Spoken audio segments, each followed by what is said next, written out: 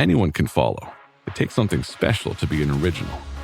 Which is why the 2025 Lincoln Navigator SUV arrives with new ways of surrounding you in luxury, including the ultra-wide 48-inch panoramic display and the multi-sensory Lincoln Rejuvenate experience. A true original never stops evolving. So meet the 2025 Navigator, the original that's all new and better than ever. Learn more at Lincoln.com. Lincoln and Navigator are trademarks of Ford or its affiliates. Hey friends, this is Audie Cornish, host of CNN This Morning and The Assignment, and guess what? Every story you care about, every angle you want unpacked is now streaming on CNN. That means you can catch my show or other CNN programming whenever you want on your favorite device. And a subscription also gets you access to exclusive video series and unlimited articles. So subscribe to CNN at cnn.com/subscription. This episode is brought to you by LinkedIn. Healthcare professionals can lead their careers with LinkedIn. Discover jobs by specialty, preferred shifts, and even desired salary. From mental health therapists to radiology technicians, it's now faster and easier for healthcare professionals to find the right fit. Learn more at linkedin.com/healthcare. Side effects may include faster job placement, improved work-life balance, and increased career satisfaction. This podcast is brought to you by Carvana. Carvana makes car selling fast and easy from start to finish. Enter your license plate or VIN and get a real offer in seconds, down to the penny. If you accept, Carvana will come pick up your car from your driveway. Or you can drop it off at one of our car vending machines. Either way, you get paid instantly. It's fast, transparent, and 100% online. Car selling that saves your time. That's Carvana. Carvana. Pickup fees may apply. Once upon a mundane morning, Barb's day got busy without warning. A realtor in need of an open house sign. No, 50 of them, and designed before 9. My head hurts. Any mighty tools to help with his plight? Aha! Barb made her move. She opened Canva and got in the groove. Bulk creating Canva sheets. Create 50 signs fit for suburban streets. Done in a click, all complete. Sweet! Now, imagine what your dreams can become when you put imagination to work at Canva.com. Are the Eagles about to make a major trade? And how important, really important, is Cooper DeJean to the Eagles? Welcome to the Eagles Checkdown, the fastest under 10-minute Eagles podcast there is, covering news, notes, and opinions on your favorite football team, the Philadelphia Eagles, right here on the Eagles Pinpool Podcast Network. I'm your host, Phil Stife. You can also find me hosting Trending in the AM daily, 8 a.m., 90 minutes of sports talk live. I got the link below. Make sure you check it out. I'd greatly appreciate it, trying to get to that 1,000 subscriber mark by the end of the year. So please check that channel out and subscribe. All right. So on Thursday, there were starting to be some rumors. It started out of Cleveland. It started with an ESPN affiliate station, I believe it was, 97.3 Cleveland. It's just kind of how 97.5 The Fanatic used to be associated with ESPN. It's now not. So something similar to that. And they were talking about how Howie Roseman, Eagles general manager, has reached out to the Cleveland Browns and offered 3 first-round picks for stud and frustrated defensive end Myles Garrett. And it leads me to a couple points here. First and foremost, is this even a realistic rumor or not? I don't know. Has Howie called Cleveland and asked about him? Probably. Would Howie and should Howie offer 3 first-round picks for a player like Myles Garrett? It's debatable. So this is what I want to say about it. First and foremost, like I said, Howie Roseman's calling on everybody. Howie Roseman's the most thorough GM in football. If there's even a 1% chance that Myles Garrett gets traded, he's calling on him. He was in on the Micah Parsons trade. Jerry Jones flat out said we weren't trading him to the Cowboys or from the Cowboys to the Eagles because of the division thing. Now, if you're willing to put up a couple first-round picks for Micah Parsons, why wouldn't you for Myles Garrett as well?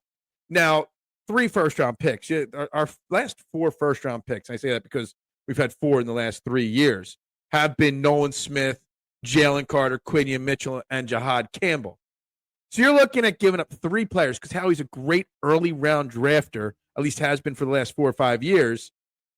Giving up 3 players of that quality for Myles Garrett might be slightly overkill. Now, if you go back to the Khalil Mack trade a few years back when he got traded for 2 firsts and a 3rd.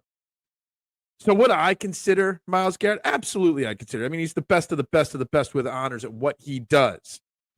if a trade is something along the lines of this upcoming year's first-round pick, one of the third-round picks that we have this year, plus the following years, so 26 and 27 first-rounders and one of the 26 thirds, sure. If you want to throw in Nolan Smith or Jalen Hunt, maybe. Or maybe you take off the third and you throw in one of those players. But I find it hard to imagine that Howie would use his next 3 first-round picks for Myles Garrett. Maybe there's another player that you could throw in there, another young player that maybe they would want. I don't know. If Myles Garrett gets traded, and I would put that at like a 3 to 5% chance because Cleveland has been adamant about not wanting to trade him. Maybe that's a little smoking guns to kind of try to, drive up the price.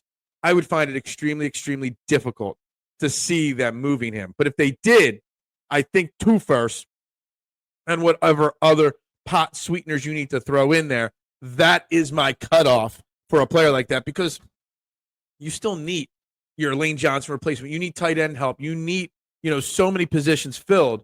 And yes, Myles Garrett is probably the best player at what he does, but I find it very hard to imagine, offering more than 2 first-round picks plus whatever else for him. Cooper DeJean was a subject on Trending in the AM on Thursday a lot before a power outage ended that show early, and about how important he is. And I got a couple poll questions running on my Twitter account, @BeardandKnowledge. 2 of them centered around Cooper DeJean because I brought up the topic with the Michael Carter trade and potentially moving Cooper DeJean to the outside. I got thinking about how important is Cooper DeJean to the Eagles. Is he one of the 5 most important Eagles on this team? And I think the answer is absolutely yes. And right now, so there's a poll question. All these polls are in the early stages, just over 50 votes each right now.